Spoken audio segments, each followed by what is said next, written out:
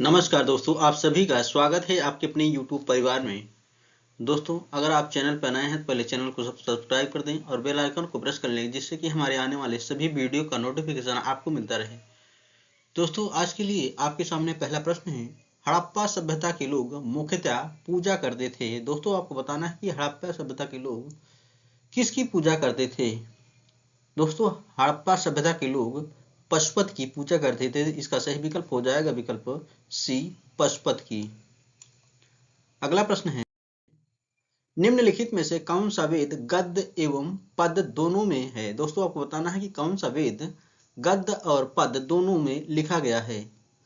दोस्तों, इसका सही विकल्प हो जाएगा विकल्प सी, यजुर्वेद जो वेद है वह गद्य और पद दोनों में लिखा गया है। दोस्तों, यजुर्वेद जो है यह यज्ञ से संबंधित है। दोस्तों, सामवेद जो है यह गान से संबंधित है और ऋग्वेद सबसे पुराना वेद है। दोस्तों, अथर्ववेद को महिवेद भी कहा जाता है, याद रखना दोस्तों।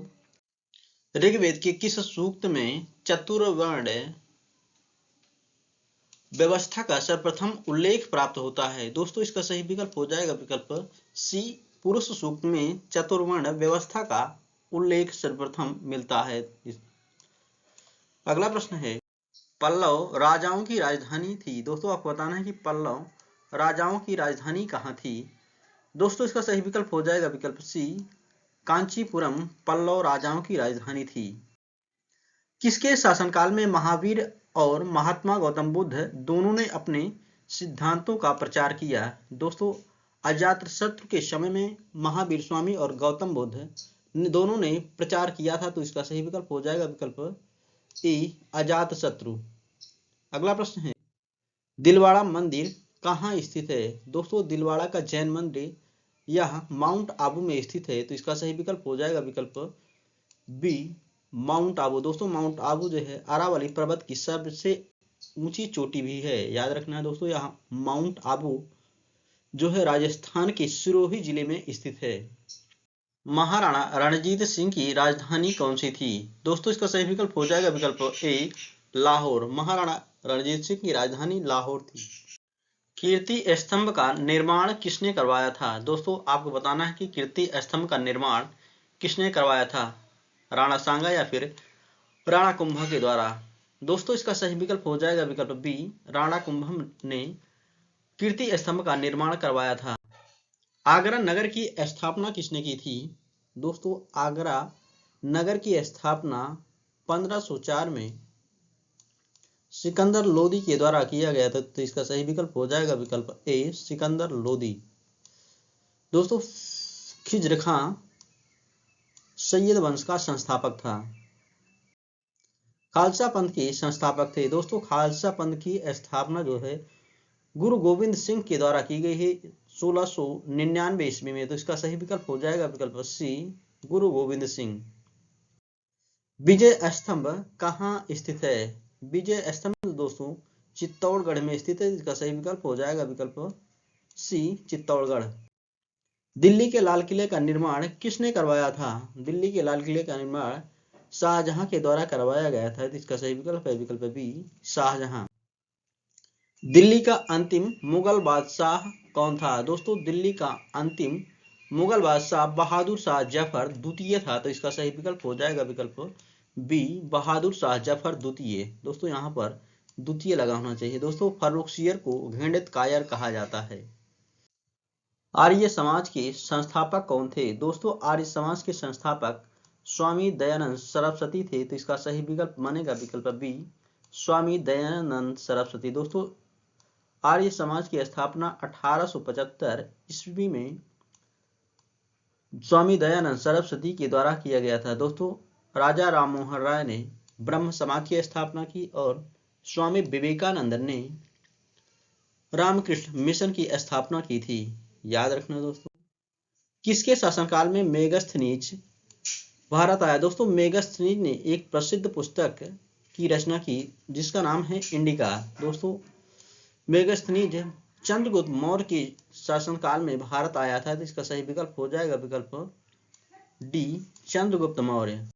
1857 ईस्वी के विद्रोह में कानपुर में विद्रोहियों का नेतृत्व किसने किया था। दोस्तों, कानपुर में विद्रोहियों का नेतृत्व जो किया था वह नाना साहब के द्वारा किया गया था। तो इसका सही विकल्प हो जाएगा विकल्प ए, नाना साहब। दोस्तों रानी लक्ष्मीबाई ने झांसी से 1857 के विद्रोह का नेतृत्व किया था। भारतीय राष्ट्रीय कांग्रेस का प्रथम अध्यक्ष कौन था? दोस्तों भारतीय राष्ट्रीय कांग्रेस के प्रथम अध्यक्ष WC बनर्जी थे। दोस्तों भारतीय राष्ट्रीय कांग्रेस की स्थापना 1885 ईस्वी में हुई थी। दोस्तों याद रखना है। भारतीय राष्ट्रीय कांग्रेस के संस्थापक जो थे वो A.O. ह्यूम थे, यानी कि एलन ऑक्टेवियम ह्यूम के द्वारा भारतीय राष्ट्रीय कांग्रेस की स्थापना की गई थी। दोस्तों भारतीय राष्ट्रीय कांग्रेस की स्थापना के समय भारत के गवर्नर जनरल लॉर्ड डफरिन थे। याद रखना है दोस्तों। भारत का प्रथम वायसराय कौन था? दोस्तों भारत के प्रथम वायसराय लॉर्ड कैनिंग थे। तो इसका सही विकल्प हो जाएगा विकल्प ए, लॉर्ड कैनिंग। दोस्तों लॉर्ड कर्जन के द्वारा 1905 में बंगाल का विभाजन किया गया था। याद रखना है दोस्तों। अगला प्रश्न है, भारत में कैबिनेट मिशन किस सन में आया था? दोस्तों भारत में कैबिनेट मिशन 1946 ईस्वी में आया था। तो इसका सही विकल्प हो जाएगा विकल्प डी, 1946। दोस्तों भारत में कैबिनेट मिशन के आधार पर ही संविधान सभा का गठन किया गया था। दोस्तों 1942 में भारत छोड़ो आंदोलन या फिर क्रिप्स मिशन आया था। याद रखना है दोस्तों। रेगुलेटिंग एक्ट कब पारित किया गया था? दोस्तों रेगुलेटिंग एक्ट 1773 ईस्वी में पारित हुआ था। इसका सही विकल्प हो जाएगा विकल्प ए, 1773 ईस्वी में। दोस्तों 1757 में प्लासी का युद्ध हुआ था। याद रखना है दोस्तों। भारतीय संसद में प्रथम अविश्वास प्रस्ताव पारित हुआ। दोस्तों आपको बताना है कि भारतीय संसद के इतिहास में प्रथम अविश्वास प्रस्ताव कब पारित हुआ? दोस्तों इसका सही विकल्प हो जाएगा विकल्प बी, 1963 में। दोस्तों भारतीय संसद के इतिहास में पहली बार अगस्त 1963 में JB कृपलानी ने अविश्वास प्रस्ताव रखा था। तब तत्कालीन प्रधानमंत्री जवाहरलाल नेहरू की सरकार के खिलाफ रखे गए इस प्रस्ताव के पक्ष में केवल 62 वोट पड़े और विरोध में इसके 347 वोट पड़े थे। याद रखना है दोस्तों। भारतीय संविधान का निर्माण करने वाली प्रारूप समिति का चेयरमैन कौन था? दोस्तों इसके अध्यक्ष थे डॉक्टर BR अम्बेडकर। तो इसका सही विकल्प हो जाएगा विकल्प सी, डॉक्टर भीमराव अम्बेडकर। भारतीय संविधान के अनुसार संघ की कार्यपालिका शक्ति किसमें निहित होती है? दोस्तों भारतीय संविधान के अनुसार संघ की कार्यपालिका शक्ति राष्ट्रपति में निहित होती है। तो इसका सही विकल्प हो जाएगा विकल्प बी, राष्ट्रपति में। दोस्तों भारतीय संविधान के अनुच्छेद 53 के अनुसार संघ की कार्यपालिका शक्ति राष्ट्रपति में निहित होती है। संपत्ति का अधिकार एक है। दोस्तों संपत्ति का अधिकार अब एक कानूनी अधिकार बन गया है। तो इसका सही विकल्प हो जाएगा विकल्प डी, कानूनी अधिकार। दोस्तों पहले संपत्ति का अधिकार मौलिक अधिकार की श्रेणी में आता था, लेकिन अब इसको संपत्ति के अधिकार को मौलिक अधिकार की श्रेणी से हटा करके एक कानूनी अधिकार बना दिया गया है। भारतीय संविधान का कौन सा अनुच्छेद व्यक्ति के विदेश यात्रा का संरक्षण प्रदान करता है? दोस्तों विदेश यात्रा का संरक्षण मतलब है इसका अनुच्छेद 21 प्रदान करता है। तो इसका सही विकल्प हो जाएगा विकल्प सी। भारतीय संविधान के अनुसार संघ की कार्यपालिका शक्ति किसमें निहित होती है? दोस्तों राष्ट्रपति में। दोबारा रिपीट हो गया प्रश्न दोस्तों। अगला प्रश्न है, केंद्रीय मंत्रिमंडल अपने कार्यकलाप के लिए किसके प्रति उत्तरदायी है? दोस्तों केंद्रीय मंत्रिमंडल जो है अपने कार्यकलाप के लिए लोकसभा के प्रति उत्तरदायी होता है। तो इसका सही विकल्प हो जाएगा विकल्प ए, लोकसभा। निम्नलिखित में से कौन सा विषय संघ सूची में नहीं है? दोस्तों आपको बताना है कि कौन सा विषय संघ सूची में नहीं है। नागरिकता तो संघ सूची का विषय है, बैंकिंग भी संघ सूची का विषय है, डाक और तार भी संघ सूची का विषय है। तो इसका सही विकल्प हो जाएगा विकल्प डी, जंगल जो है यह संघ सूची का विषय नहीं है। तो इसका सही विकल्प हो जाएगा विकल्प डी, जंगल। भारतीय संविधान का 74वां संशोधन संबंधित है। दोस्तों 74वां संविधान संशोधन संबंधित है शहरी स्थानीय संस्थानों से। इसका सही विकल्प हो जाएगा विकल्प डी, पंचायती राज से संबंधित है। 73वां संविधान संशोधन और राजनीतिक दल बदल से संबंधित है 52वां संविधान संशोधन। याद रखना है दोस्तों। राज्य की विधान परिषद के कितने सदस्य विधानसभा द्वारा निर्वाचित किए जाते हैं? दोस्तों राज्य की विधान परिषद के सदस्य जो है 1/3 सदस्य, तो इसका सही विकल्प हो जाएगा विकल्प बी, 1/3 सदस्य विधानसभा द्वारा निर्वाचित किए जाते हैं। राज्य के नियंत्रक एवं महालेखा परीक्षक की नियुक्ति कौन करता है? दोस्तों भारत का राष्ट्रपति भारत के नियंत्रक एवं महालेखा परीक्षक की नियुक्त करता है, तो इसका सही विकल्प है विकल्प बी, भारत का राष्ट्रपति। वित्तीय आपात से संबंधित घोषणा संसद के दोनों सदनों द्वारा एक प्रस्ताव के माध्यम से अनुमोदित होनी चाहिए।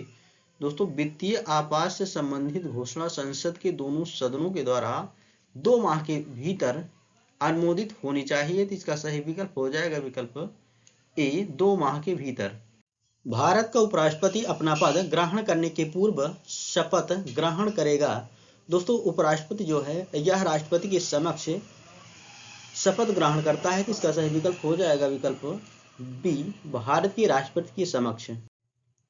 भारत का राष्ट्रपति अपना त्यागपत्र किसे सौंपता है? दोस्तों भारत का राष्ट्रपति अपना त्यागपत्र जो है उपराष्ट्रपति को देता है, तो इसका सही विकल्प हो जाएगा विकल्प ए, उपराष्ट्रपति। भारत के राष्ट्रपति पर महाभियोग की शुरुआत की जा सकती है संसद के किसी भी सदन में भारत के राष्ट्रपति पर महाभियोग की शुरुआत की जा सकती है। राज्यसभा को लोकसभा के समान शक्तियां प्राप्त हैं, नई अखिल भारतीय सेवाओं के सृजन में, नहीं संविधान संशोधन में। जी हाँ दोस्तों, राज्यसभा को लोकसभा के समान शक्तियां जो हैं संविधान संशोधन के संबंध में प्राप्त हैं। भारतीय संविधान में न्यायिक पुनरावलोकन की अवधारणा निम्नलिखित में किस पर आधारित है? विधि द्वारा स्थापित प्रक्रिया, नहीं विधि विहित प्रक्रिया, नहीं विधि का शासन। दोस्तों विधि का शासन पर आधारित है। निम्नलिखित में से कौन सा भारतीय संविधान की राज्य सूची में शामिल नहीं है? आपको बताना है दोस्तों कौन सा राज्य सूची का विषय नहीं है। विकल्प ए है पुलिस, या तो शामिल है, कानून तथा व्यवस्था यह भी शामिल है, जेल भी शामिल है, क्रिमिनल प्रोसीजर कोड यह राज्य सूची का विषय नहीं है। दोस्तों इसका सही विकल्प हो जाएगा विकल्प डी, क्रिमिनल प्रोसीजर कोड। संविधान के भाग 4 में राज्य के नीति निर्देशक तत्वों में प्रतिष्ठापित है केवल आर्थिक अधिकार, नहीं केवल सामाजिक, या नहीं सामाजिक एवं आर्थिक अधिकार दोनों शामिल हैं, तो इसका सही विकल्प हो जाएगा विकल्प सी, सामाजिक एवं आर्थिक अधिकार दोनों। राष्ट्रध्वज और राष्ट्रगान के प्रति सम्मान प्रत्येक नागरिक का मूल कर्तव्य है। दोस्तों इसका सही ऑप्शन ए ही हो जाएगा, प्रत्येक नागरिक का मूल कर्तव्य है। भारत में संविधान सभा का गठन निम्नलिखित में से किस आधार पर किया गया? दोस्तों इसका सही विकल्प हो जाएगा विकल्प सी, कैबिनेट मिशन योजना के आधार पर। काराकोरम राजमार्ग निम्नलिखित में से किन 2 देशों को जोड़ता है? दोस्तों काराकोरम मार्ग भारत नेपाल नहीं, चीन नेपाल नहीं, पाकिस्तान अफगानिस्तान यह भी नहीं, पाकिस्तान और चीन को जोड़ता है काराकोरम राजमार्ग। एलिफेंटा दर्रा किस देश में स्थित है? दोस्तों एलिफेंटा दर्रा जो है यह श्रीलंका में स्थित है, इसका सही विकल्प हो जाएगा विकल्प डी, श्रीलंका। निम्नलिखित में से कौन सी रूपांतरित चट्टान है? दोस्तों आपको बताना है कि इनमें से कौन सी रूपांतरित चट्टान है। ग्रेनाइट नहीं, शैल यह भी नहीं, डाइक यह भी नहीं। दोस्तों स्लेट जो है यह एक रूपांतरित चट्टान है। निम्नलिखित में से कौन सा महासागर विश्व का सबसे बड़ा महासागर है? दोस्तों प्रशांत महासागर विश्व का सबसे बड़ा और सबसे गहरा महासागर है। दोस्तों इसी में मेरियाना गर्त स्थित है जो विश्व की सबसे गहरी गर्त है, जिसकी गहराई 11,033 मीटर है, याद रखना है दोस्तों। अगला प्रश्न है निम्नलिखित में से कौन सा ग्रह सूर्य और पृथ्वी दोनों से सर्वाधिक दूरी पर है? बुध नहीं, मंगल नहीं। दोस्तों प्लूटो को अब ग्रह नहीं, इसको बौने ग्रह का दर्जा दिया गया है। शनि यह भी नहीं। दोस्तों जो सबसे दूर स्थित ग्रह है सूर्य और पृथ्वी दोनों से वह है नेपच्यून, याद रखना है दोस्तों। इन दिए गए सभी विकल्पों में से इनमें से कोई नहीं होगा। लोहा किस प्रकार की चट्टानों में पाया जाता है? दोस्तों लोहा जो है आग्नेय चट्टानों में पाया जाता है, तो इसका सही ऑप्शन हो जाएगा ऑप्शन सी, आग्नेय चट्टानों में पाया जाता है लोहा। काइनाइट सबसे अधिक कहाँ मिलता है? दोस्तों काइनाइट सबसे अधिक बिहार में मिलता है। दोस्तों इस प्रश्न को आप रीचेक जरूर करिएगा क्योंकि यह डेटा बहुत पुराना है। निम्नलिखित में से कौन सी रबी की फसल नहीं है?